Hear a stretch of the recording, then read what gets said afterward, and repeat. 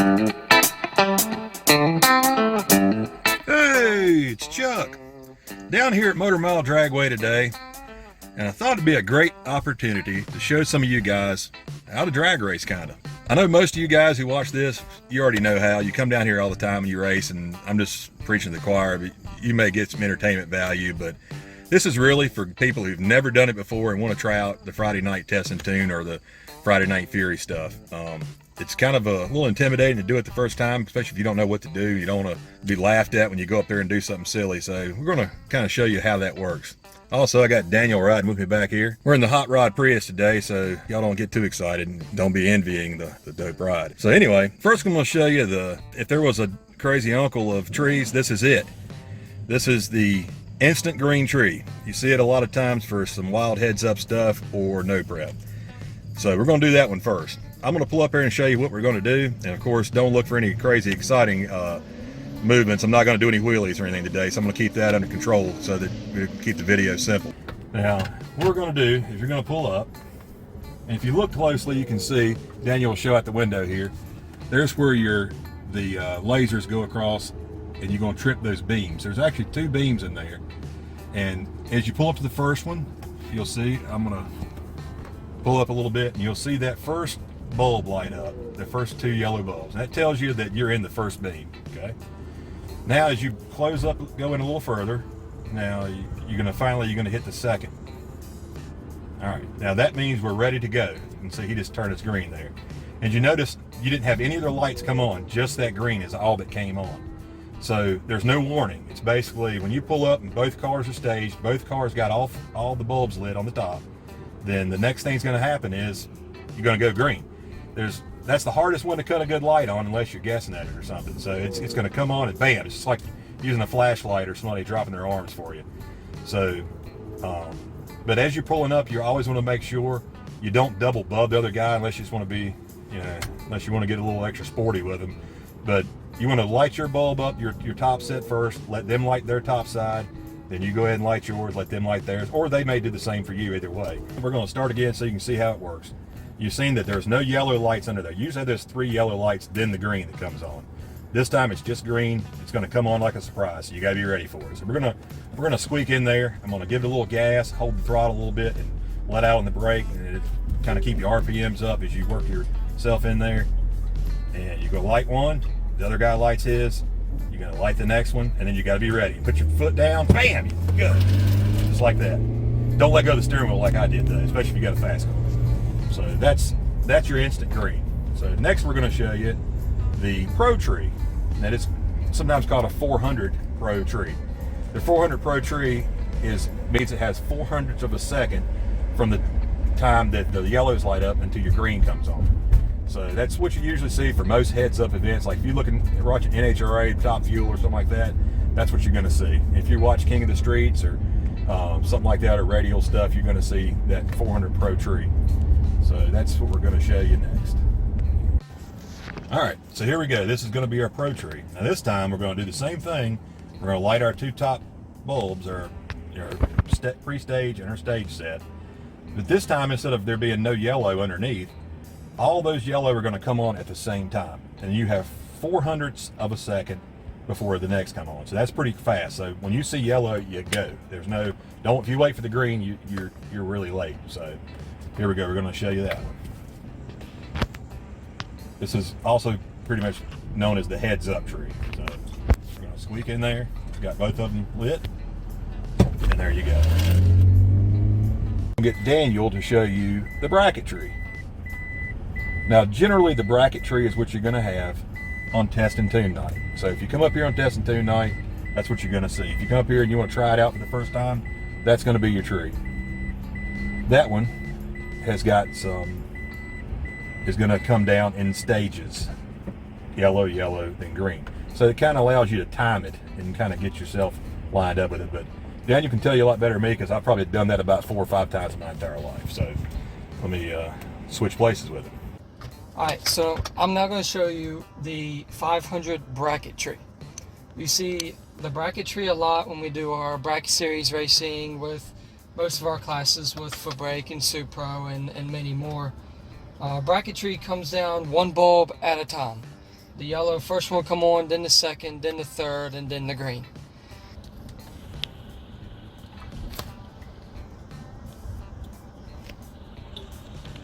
So we turn our first one on. Some people like to go really shallow in. Some people go in real deep.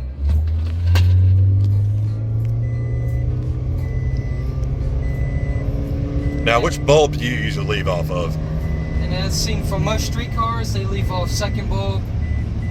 Most dragsters and Supro cars, they have a trans brake that they'll leave off the first bulb on. But most cars are going to leave off the sight of the third yellow. As soon as people see that third yellow, that is when they let off the brake and they head on up the track. And they'll tell them the reaction time as they're going up. But most likely, the third yellow, as soon as you see the sight of the third yellow, you go. Okay, so Daniel just showed you what he does for the tree. Now, a car like this would be what you're calling a foot brake. You don't have a trans brake to hold the car still. You're going to use your foot pedal to hold the brake. So what we're going to do here is he's going to do it again. And on this situation, Daniel, you're going to probably leave on the second bulb because of how slow the car reacts. Is that probably right? Sounds about right. Okay, so once you do that, there's certain increments as you go down the racetrack. You've got your 60-foot mark. It's going to give you a 60-foot time, and that's how well the car took off, basically.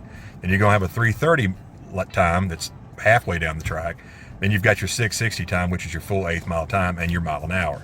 As you can see, there's cones set up down here, and you'll see them as we come on up through there. But those cones are your markers where those increments are. When you can see that last cone, you're done. So basically, when you get to that scoreboard, you're finished. That's when you need to let off the gas. So a lot of newbies get in here and first time out, they don't know when to let off. They just keep going down through there for a really long time. So be sure that you kind of keep a mental awareness of where you are, and don't be looking at the other car and kind of looking at the other lane can cause you to want to drift over or whatever.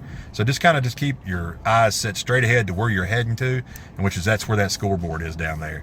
And also another thing you may want to do is, like, if you got a decently fast car, or a car that, if you got a V8 car or something, a lot of times what you do is you'll lock your elbow. Show them like locking the elbow on the armrest there, and to actually hold your steering wheel with one hand, and then you'll use the other hand to control the steering wheel. But that lock in the steering wheel kind of gives you a base to work off of, so that the thing doesn't move around on you too much.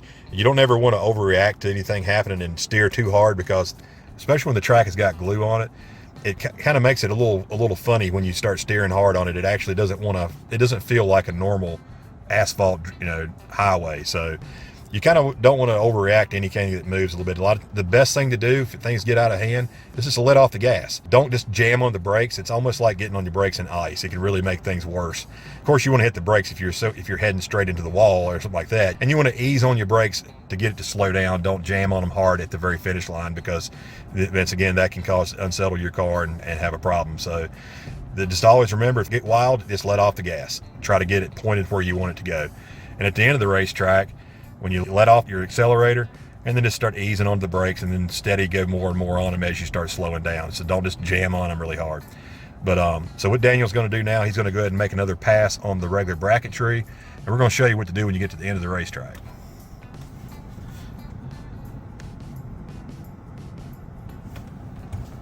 See, his top bulb's lit.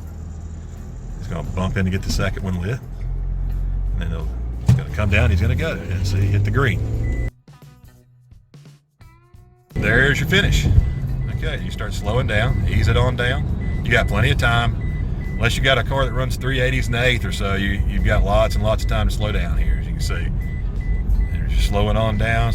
Be sure, like when Daniel just changed lanes to get a big sweep in here, make sure you're aware of where your other car is and you don't cut him off or run into him when you do that. It's best to try to stay in your lane unless you're by yourself or unless the other car is in front of you. Then you can do whatever you need to do. As you can see, we're starting to get some rain. Imagine that at the drag strip. And this is your return road. You just turn around, you come right back to where you came from. You're going to ride down the return road here. You start going back down this way, you realize how long this thing actually is. It's a long ways from start to finish there, especially with all the shutdown. You're going to go right by the circle track here. Enjoy that on your way by. We're going to go on down. And when you get here to the end of this little part of the road here, you're going to turn this corner, and here is your ET booth. You're going to stop right here, and the person working the ET booth is going to hand you your ticket, and you'll know you're going to have all your increments on it and everything. You'll know what you ran, what your 60 foot, your 330, your final time, your mile an hour, all that's going to be on there. If you're doing a no time race, they'll only give you your half the ticket, but if it's a regular race, you'll see both sides, yours and your opponent's. And right here, we got our fuel station. So a lot of people don't even know we got this. We have 110 and 112 VP fuel at the pump here. So this is the cheapest way to buy this kind of fuel, by the way. If you, instead of buying it in the cans, it's $14 for, I think, for the 110, and like I think 15 for the 112. And if you do the math on that, it's a lot cheaper than buying the 5-gallon pails. But we also have 5-gallon pails of, we got methanol, we got all the different exotic race gases, we got like N2O, C23, all the good stuff. So if you need gas, you can get it right there. All right, Daniel, let's rolling around. And anytime you're on the racetrack and you start seeing water hitting your windshield, it's time to let off the gas and cut it off. It don't matter if you're having a really good run, you don't keep doing it. You let off the gas pedal. If that drip start hitting your window, it can be a disaster out there on that drag strip. So be sure and let off the gas and just come to a nice slow down stop there. So anyway, and when you get pulling around, these are your staging lanes. A lot of times when these guys are running, Daniel's going to be on the mic. He's going to tell you which lane to come to. Each lane is numbered, as you can see. Like this, we're in lane 5R right there. So they'll say like Super Pro to lane 5 or whatever, or 5 and 6 or whatever. So you come and get in the lane that's designated for which class you're racing in. And you'll sit here till you're motioned up to come on up. So anyway, it's a little quick tutorial. If anybody has any questions, be sure and post them. We'll be glad to answer anything you want to know. So I hope everybody will come out and try drag racing for the first time. If you've never done it before, it's not that hard. It's a lot of fun. There's nowhere else you can go and have that much fun and go as fast as you want to go in your car without getting arrested. So anyway, that's it. Chuck out.